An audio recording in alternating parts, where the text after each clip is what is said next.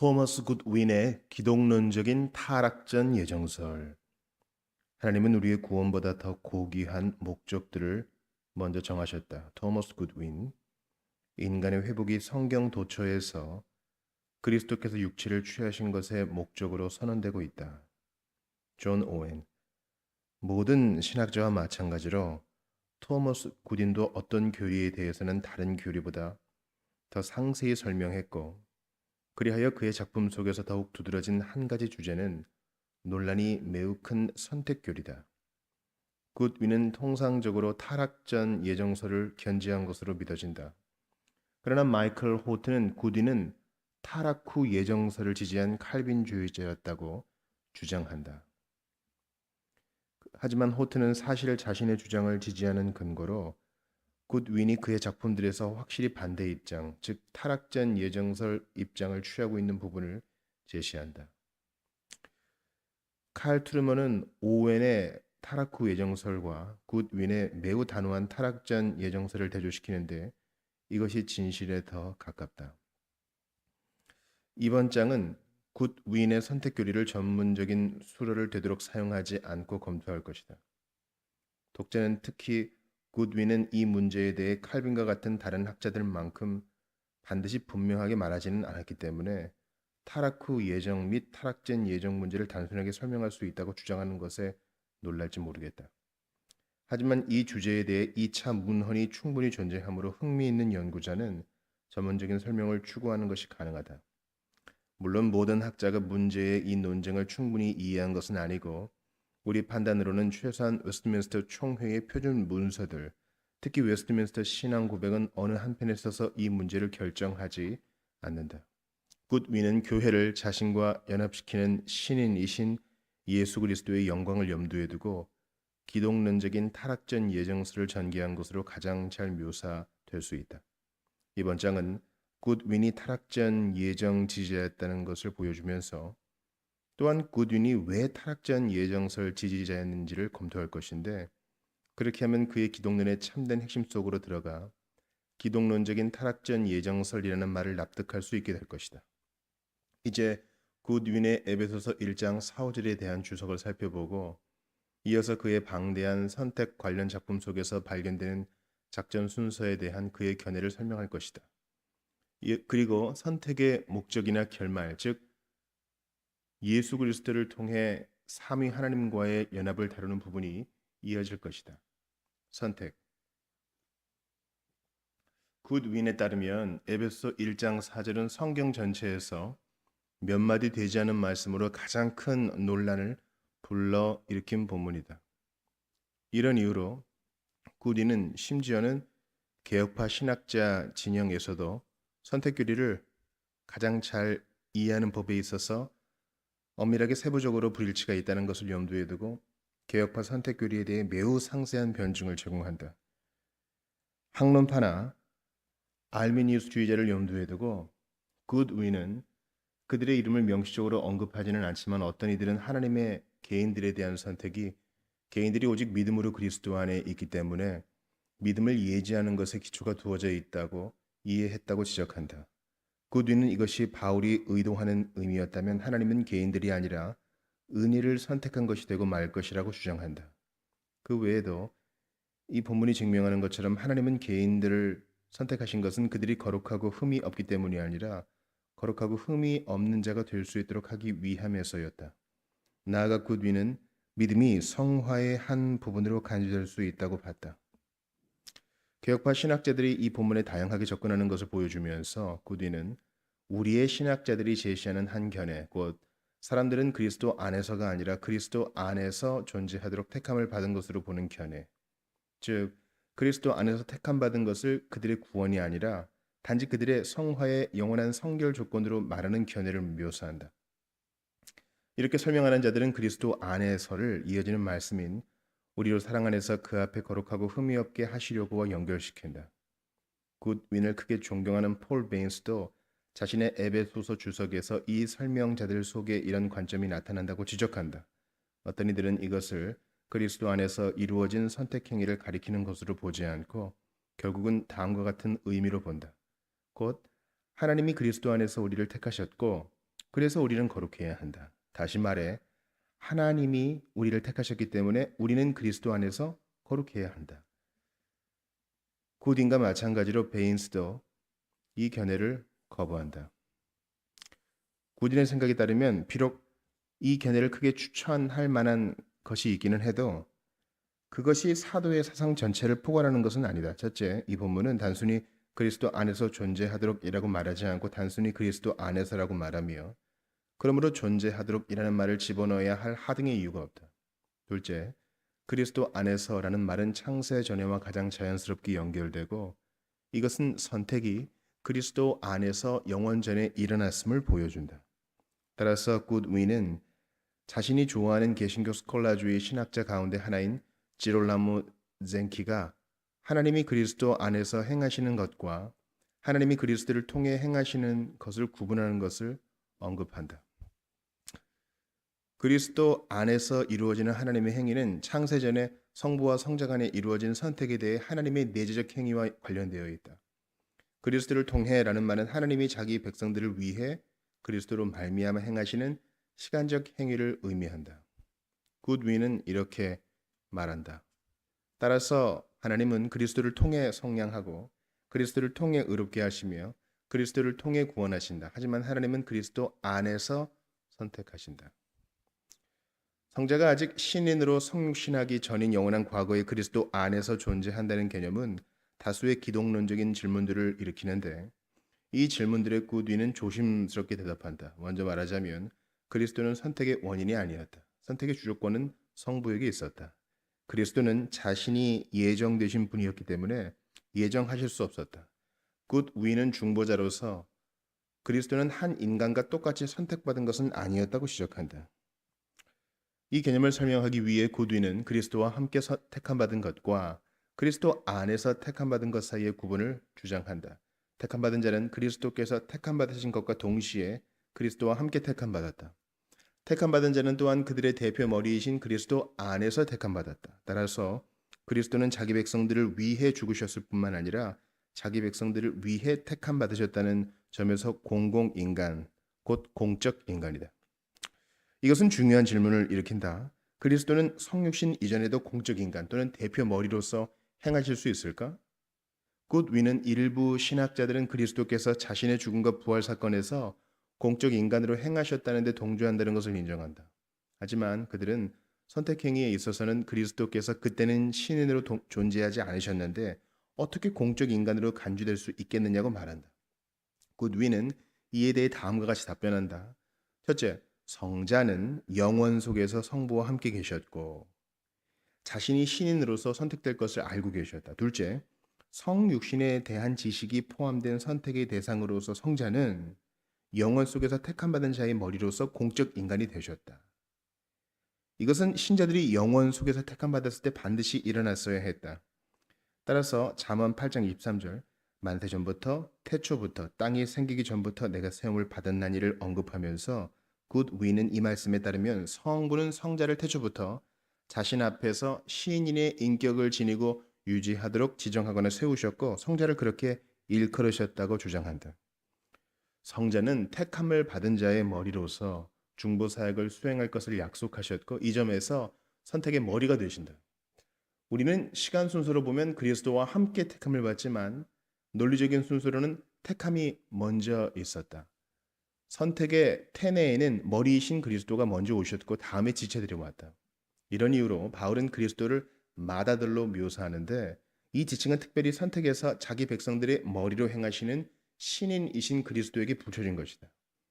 신자들은 그리스도가 없으면 절대로 택함을 받은 자로 간주되지 않는다.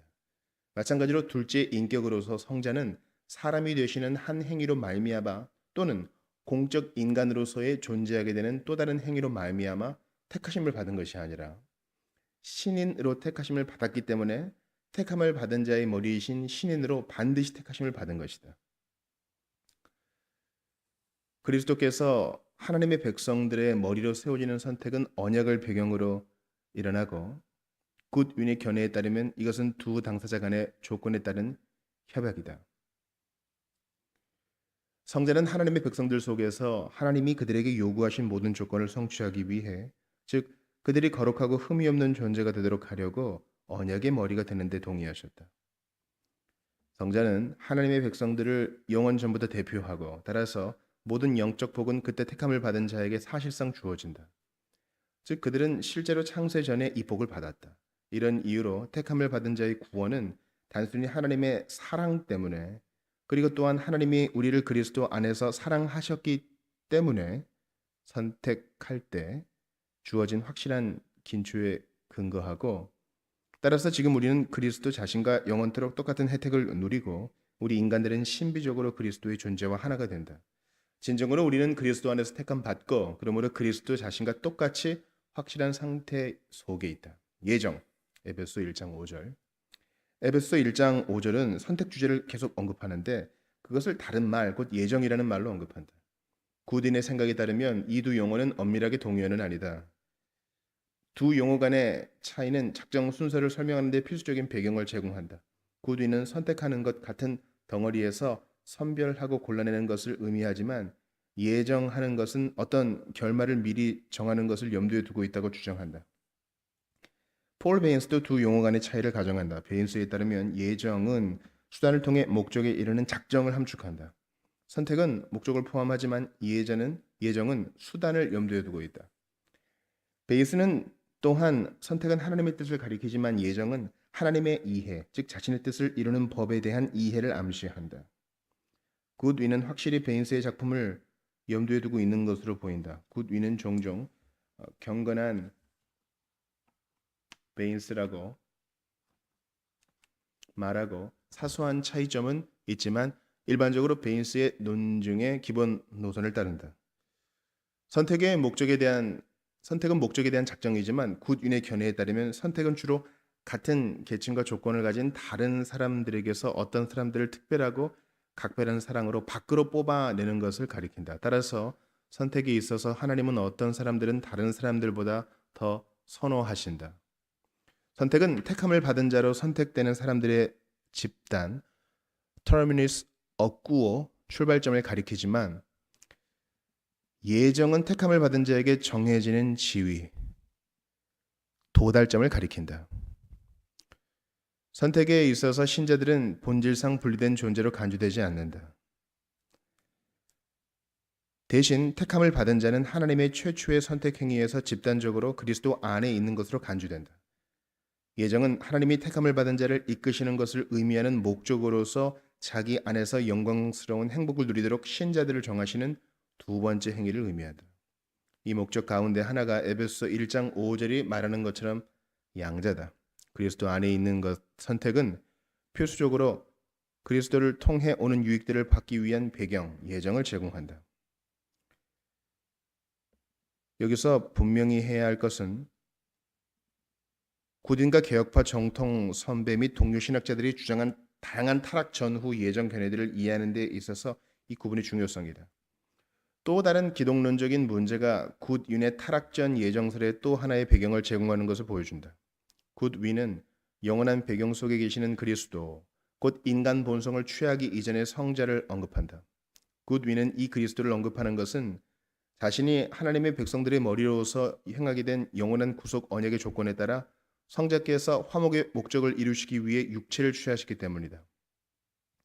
그러나 화목이 성자의 성육신의 1차 목적이 아니고 사실상 성자의 성육신은 타락을 조건으로 작정된 것이 아니었다. 선택과 예정 간의 차이를 강조하면서 굿윈은 하나님의 아들이 단지 인간의 죄 때문에 육체를 취하셨다고 말하는 것은 그리스도를 하나님의 백성들의 신하로 만드는 것이라고 주장한다. 오히려 그리스도는 선택과 다른 모든 것의 목적이다. 이 지점에서 굿윈은 중요한 기독론적인 진술을 제시하는데 그것은 그리스도의 성육신에 대한 작정과 관련해서 보면 그리스도의 인격이 그분의 사역보다 우선한다는 것이다. 둘째 인격은 1차적으로 죄인들이 그분의 공로 사역의 유익들로 말미암아 구원을 받도록 하려고 정해지신 것이 아니었다. 이 유익들은 그분의 인격의 선물이 우리에게 주어진 것과 비교하면 훨씬 저급하고 그분의 인격 자체의 영광이 훨씬 우월하다. 그분의 인격은 그 유익들을 모두 합해놓은 것보다 훨씬 무한한 가치를 갖고 있다. 따라서 기독론적인 타락전 예정설이라는 말은 구딘 신학의 초점이 될 수 있는 것을 환기시키고 확실히 칼빈, 오웬 그리고 그들과 같은 다른 신학자들과는 다른 사고방식을 보여준다. 그러나 굿윈은 아담이 타락하지 않았다면 일어날 수 있었던 것에 대한 질문은 설명하지 않는다. 굿윈은 이렇게 말한다. 단순히 하나님의 아들이 살과 피를 가진 우리의 인성을 취하도록 작정하실 때 성부는 우리에게 대속주가 필요하다는 것을 염두에 두셨을 뿐만 아니라 아울러 성육신을 통해 그 본성 속의 둘째 인격의 무한한 영광이 드러나도록 하시는 것도 염두에 두셨다. 이 두 가지 목적에 따라 성자는 움직이셨고 두 가지 목적 가운데 그리스도 인격의 영광은 그 연합 속에서 그리고 그 연합을 통해 가장 큰 영향력을 가졌고 구속 자체가 그분의 인격의 영광이 예속되고 그것을 위해 정해진 것이기 때문에 이것이야말로 가장 우선적으로 의도된 최고의 목적이다. 하나님은 전지하심으로 말미암아 그리스도의 선택과 택함을 받은 자의 선택, 그리스도의 구속 사역, 하나님의 작정에 따라 일어나도록 되어 있는 다른 모든 일을 동시에 보셨다. 하나님이 모든 계획 가운데 자신의 눈에 최고로 본 계획, 곧 하나님의 작정 속에서 발군의 위치를 차지하고 있는 것은 그리스도와 그리스도의 인격의 영광이었다. 다시 말하면 하나님의 핵심 목적은 우리를 위해 그리스도를 세상 속에 보내시는 것이 아니라 그리스도를 위해 우리를 세상 속에 보내시는 데 있었다. 그리고 하나님은 일어나도록 되어 있는 모든 일이 심지어는 구속 자체도 우리의 구원이 아니라 그리스도의 영광을 나타내도록 마련하신 것이다. 성부와 성자 간의 자연적 관계도 구딘의 주장을 강화시킨다. 사람으로서 우리 가운데 거하시는 하나님의 아들은 그분의 구속 사역을 능가하는 사랑의 수준을 갖고 있다. 왜냐하면 그분의 중보 사역은 우발적이지만 즉 필연적이거나 본질적이 아니지만 그분의 인격은 본질적이고 절대적이기 때문이다. 구딘은 이렇게 말한다. 그러므로 단지 구속 사역만을 위해 성육신을 정하셨다면 그분의 인격을 무시하고 낮추는 것이 되고 말 것이다. 나아가 그리스도는 하나님의 자연적인 아들이고 택함을 받은 자는 단지 입양을 통해 아들이 된 자녀들이다. 굿위는 신자들이 받는 양자의 특권을 그리스도의 사역이 아니라 그리스도의 인격과 관련시킨다. 그러나 우리는 특히 굿윈의 경우에 있어서 이 두 기독론 국면을 분리시키지 않도록 항상 조심해야 한다. 그리스도의 구원보다 그분의 영광이 더 우선권이 있다. 확실히 하나님의 전체 작정은 이 목적, 곧 그리스도께서 그것들 모두의 목적이 되도록 하려고 마련되었다. 에베소서 1장 4, 5절에 대한 이런 고찰을 염두에 두면 작정의 순서 문제가 초점으로 나타난다.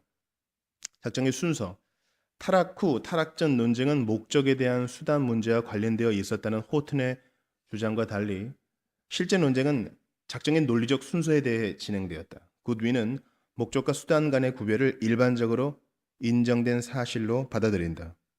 굿윈은 하나님은 목적과 관련해서는 인간을 선택하실 때 타락하지 않은 존재로 간주했으나 목적에 대한 수단을 작정하실 때에는 타락한 존재로 간주했다는 입장을 주장한다. 그러나 굿윈은 목적과 수단이 무엇을 의미하는지는 상세히 설명할 필요가 있다는 것을 인정한다. 목적은 어떻게 보든 하나님의 영광인데 이것을 굿윈은 최고 목적 또는 궁극적 목적으로 부른다. 즉 하나님이 택함 받은 자에게 원하시는 영광스러운 완전한 속성이라는 것이다. 굿윈이 목적에 대한 작정은 타락을 고려한 것이 아니라고 주장했을 때 염두에 둔 사실은 그리스도의 택하심을 받은 자의 완전합니다. 그러나 궁극적 목적을 위한 수단, 즉 택함 받은 자를 영광 속에서 완전하게 만드는 수단의 작정은 인간이 타락한 존재라는 것을 고려해서 이루어졌다. 굿윈은 순전한 타락전 예정설을 이렇게 제시한다. 순전한 타락전 예정설은 창조, 타락의 허용을 이 목적에 대한 수단으로 취하고 그것들을 궁극적 목적, 곧 영광을 드러내기 위한 의도나 작정을 가져오는 수단으로 부른다. 그러나 굿윈은 수단은 하나님의 택하심을 받은 자의 구속주로서 그리스도께서 하나님의 백성들을 위해 행하신 것을 가리키고 다르게 말하면 이것은 내재적 사역과는 반대로 시간적 사역으로 알려진 것이라고 주장한다. 그리스도 사역의 구원의 유익들은 영광을 위해 준비된 것이다. 하나님의 택하심을 받은 자가 하나님께 영광을 돌리도록 준비시키는 이 수단들은 타락을 전제로 한다. 타락 이전 지위에 있을 때 아담은 자연적이고 내재적인 거룩함을 소유했다. 그러나 이 거룩함은 선택의 영광을 위한 존재로 아담을 준비시킨 것을 뜻하지 않는다. 왜냐하면 그것은 기독론적인 기초를 결여하고 있었기 때문이다. 아담의 죄도 이런 영광의 소유를 위한 수단이 아니었고 오히려 선택은 죄인으로 간주된 택함을 받은 자를 향한 은혜를 새로운 확대 그리고 확장으로 이끈 단순한 통로였다. 따라서 타락한 죄인들은 궁극적 목적, 즉 그들의 영화를 이루도록 구속의 은혜를 받는다. 그러나 택함을 받은 자가 타락하지 않은 존재로 간주되는 선행적 은혜, 즉 선택 자체가 있다. 굿위는 창조 그리고 타락의 허용은 하나님의 섭리의 행위이지 궁극적 목적을 이루기 위한 직접적 수단은 아니라는 주장을 계속 전개한다. 그러므로 이 수단은 그리스도의 구속사역과 관련되고 택함을 받은 자를 영광으로 이끄는 데 직접 영향을 미친다. 따라서 굿위는 목적을 작정하실 때 하나님은 인간을 타락하지 않은 존재로 간주하셨다고 주장한다.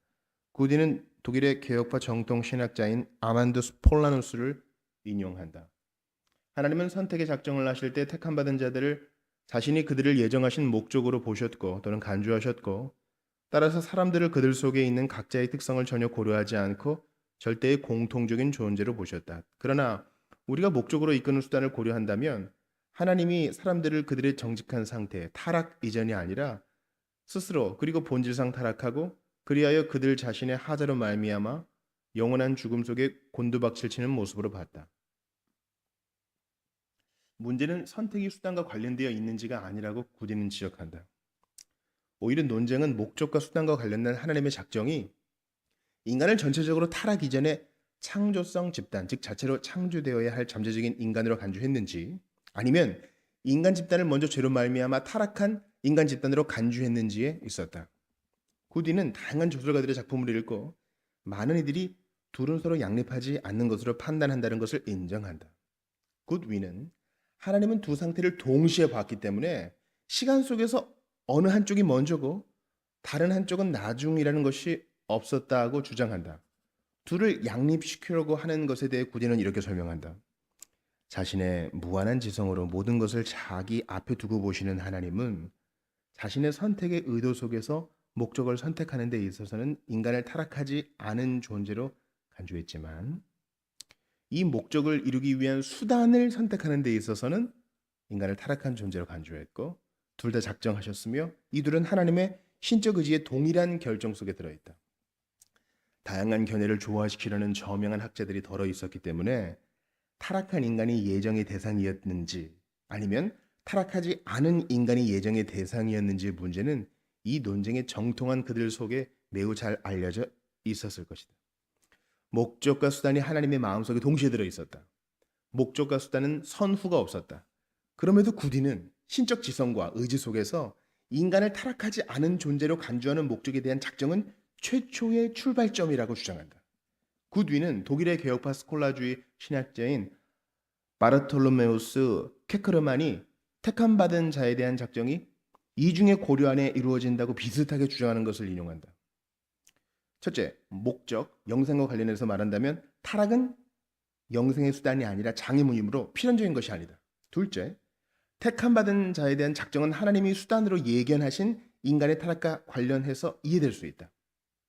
선택은 구속을 위해서는 필연적으로 타락에 대한 관심과 고려를 포함한다. 앞에서 지적한 것처럼 굿위는 선택과 예정 사이를 중요하게 구분한다. 선택은 목적과 관련되어 있다. 따라서 선택하실 때 하나님은 사람들에게 타락을 고려하지 않고 영생을 주실 것을 작정하신다. 그러나 예정은 죄에 빠져 타락한 인간에 대한 하나님의 작정 아래 온다. 따라서 예정은 목적에 대한 수단을 포함한다. 그러므로 타락 전, 타락 후 논쟁은 단지 예정만 관련시켜 다룰 수 없고 인간이 타락한 존재인지 아니면 타락하지 않은 존재인지도 관련시켜 다뤄야 한다. 예정만 관련시켜 다루게 되면 굿윈의 입장을 오해하게 된다. 왜냐하면 굿윈의 체계 속에서 선택과 예정은 동의어가 아니기 때문이다. 굿윈의 타락 전 예정설은 그가 사랑과 자비를 구분한 것에도 나타나 있다.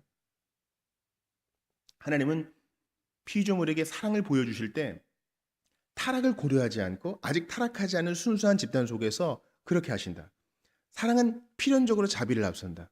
따라서 하나님은 타락한 피조물들이 아직 타락하지 않았을 때 자신이 그들을 얼마나 사랑하셨는지를 보여주기 위해 그들에게 자비를 보여주시고 그러므로 하나님은 그들이 죄에 빠지는 것을 허용하고 그렇게 하나님은 자비를 베푸신다. 자신이 선택과 예전을 구분하는 것을 기초로 굿위는 선택은 자비의 행위가 아니라 사랑의 행위임을 분명히 한다. 하나님은 확실히 자비를 보여주시는 것도 작정하셨다. 하지만 선택은 엄밀히 말해 사랑의 행위다. 사실 굿위는 하나님의 모든 속성은 그분의 사랑에 예속되어 있다고 주장한다. 하나님은 어떤 이들은 사랑하시기 때문에 자비를 베푸시고 다른 이들은 사랑하시지 않기 때문에 자비를 베푸시지 않는다. 하나님은 중보자이신 예수 그리스도 안에서 자신의 사랑을 베푸신다. 중보자는 자신의 인간적 본성 속에 성부께서 교회를 위해 갖고 계신 사랑을 구현하셨다. 하늘에서 모태로, 모태에서 십자가로 그리스도를 이끈 것은 사랑이었고 십자가에서 그분을 지탱시키신 것도 사랑이었다. 그리스도를 그곳에 있게 만든 것은 바로 그분의 사랑이었다. 그리스도의 마음속에 그분의 인성에 대해 말하면 그리스도의 마음속에 있었던 사랑은 확실히 하나님의 사랑보다는 작았다. 왜냐하면 유한은 무한을 담을 수 없기 때문이다. 그럼에도 무한한 세계가 피조물을 사랑하는 상태로 만들었다면 그것들 속에 있는 사랑은 사람이신 그리스도 예수의 마음속에 있는 사랑보다 결코 더 크지 아니할 것이다. 하나님과 그리스도가 교회에 대해 갖고 계시는 사랑은 택함받은 자의 구원을 통해 표현된다. 굿위는 하나님의 선택 사역에 있어서 선택은 택함받은 자와 하나님 및 그리스도와의 연합을 포함한다는 것을 보여준다. 연합은 선택에서 흘러나오는 탁월한 영적 복이다. 하나님 및 그리스도와의 연합. 굿인 신학의 핵심 주제는 예수 그리스도의 영광과 관련되어 있다. 하나님은 성자를 인간의 구원보다 더 고귀한 목적을 위해 신인으로 선택하셨다. 택함을 받은 자는 그리스도의 즐거움이 되도록 택함을 받았다. 하지만 그리스도는 하나님의 즐거움을 위해 신인이 되도록 선택되셨다. 이런 식으로 하나님은 예수 그리스도 안에서 자신의 형상을 보신다. 예수 그리스도의 인격 속에서 하나님은 단순한 피조물에게 다른 방법으로는 절대로 전달할 수 없는 높고 우월한 방법으로 자신을 전달하신다. 앞에서 지적한 것처럼 이 목적은 그리스도께서 하나님의 백성을 위해 중보자가 되신 목적을 크게 능가한다. 택하심 받은 신인으로서 그리스도는 만유의 주권적 목적이 되는 특권을 부여받으셨다. 다시 말하면 그리스도는 스스로 존엄하신 존재로 예정되셨지만 우리는 하나님의 영광과 그리스도의 영광을 위해 예정되었다. 그리스도의 영광은 무엇보다 구속을 받은 자신의 백성들에게서 받는 영광에 달려있지 않고 그분 자신의 인격의 존엄성에 달려있다. 그리스도는 택함을 받은 자와 이중의 관계를 갖고 있는데 머리로서의 관계와 구주로서의 관계가 그것이다. 그리스도는 하나님의 백성들이 타락하지 않은 존재로 간주되므로 그들의 머리이시다. 그리스도는 하나님의 백성들이 타락한 존재로 간주되므로 그들의 구주로 간주된다. 굿위는 다음과 같이 작정과 관련시켜 이 문제에 대한 자신의 입장을 요약한다. 그리스도의 이 두 관계, 곧 머리와 구주로서의 관계는 하나님이 우리를 선택하시는 것과 동시에 일어난다. 이전과 이유가 아니다.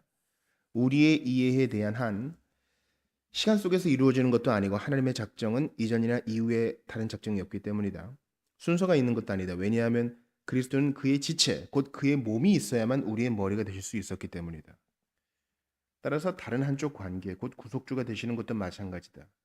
우리와 우리의 구원을 위해서가 아니라면 그리스도는 어느 쪽도 예정되지 아니하셨을 것이다. 그러나 그리스도의 인격의 선택은 핵심적이고 일차적인 그 의도에 따라 절대적이고 스스로의 힘으로 그리고 특수적인 이 목적들보다 더 고귀한 목적으로 남아있다.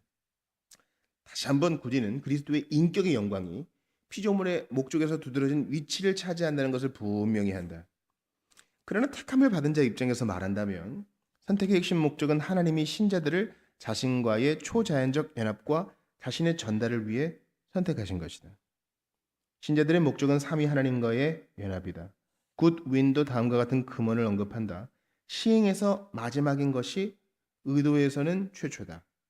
그리고 여러분도 알다시피 하나님이 최초로 의도하신 것은 자신을 위해 우리를 선택하신 것으로 이것은 마지막으로 시행된다. 그리고 하나님은 우리에게 자신을 제시하시는데 이 시행은 마지막으로 이루어진다. 예상되는 것처럼 하나님의 신자들과의 연합은 기독론적인 초점을 특징으로 갖고 있다. 하나님이 단순한 사람들에게 자신을 전달하시기 전에 많은 형제들 가운데 맏아들이신 사람 그리스도 예수께서 신인이심으로 하나님과 최고의 연합을 누리는 인격적 연합이 일어나야 한다. 성육신은 택함을 받은 자와 하나님 간의 초창조적 연합을 가능하게 한다. 구원의 극치는 칭의나 성화에 있는 것이 아니라 하나님과의 연합에 있다. 굿위는 요한복음 17장 20절부터 26절을 하나님과 사람들과의 연합의 본질을 이해하는 주석적 기초 본문으로 사용한다. 요한복음 17장의 대제사장 기도에서 그리스도는 아버지께 자신이 아버지께서 자기에게 주신 자들과의 신비적 연합을 누릴 수 있게 해달라고 구하신다. 다른 강구들도 있지만 그리스도와 교회의 신비적 연합이 다른 모든 바다가 흘러들어가는 그분 간구의 핵심 주제다. 그러나 굿윈이 말하는 신비적 연합은 무엇인가? 그리스도 기도의 주요 요점은 비록 그것이 나타나 있기는 하지만 성도들이 서로 간의 연합을 누려야 한다는 것이 아니라 신자들은 그들 안에 성부와 성자가 계심으로 성부 및 성자와의 연합을 누려야 한다는 것이다. 그리스도의 두 본성의 연합을 제외하면 택함을 받은 자가 그리스도 및 하나님과 누리는 연합은 피조물이 누릴 수 있는 최고의 연합이다. 이 연합은 바울의 마음속에서 핵심 주제였다.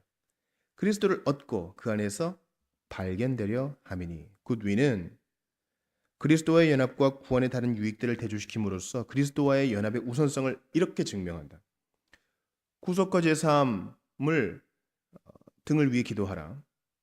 그러면 그대로 될 것이다.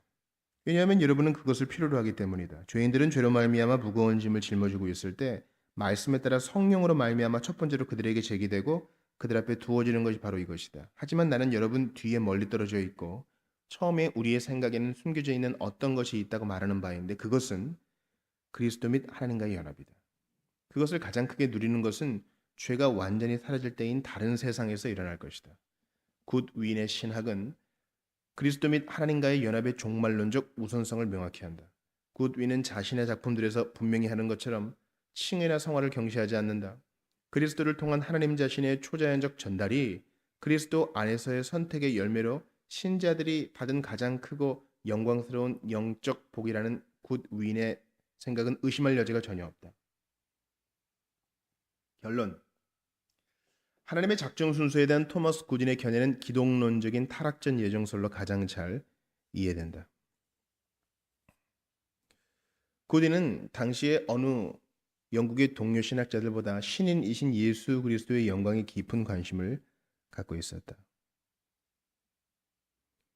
택함을 받은 자의 구원을 포함해서 모든 것이 그분에게 예속되어 있다. 성육신은 보이지 않는 하나님의 보이는 형상으로 사람이신 그리스도 예수 안에서 즐거워하시는 하나님의 중대한 행위다.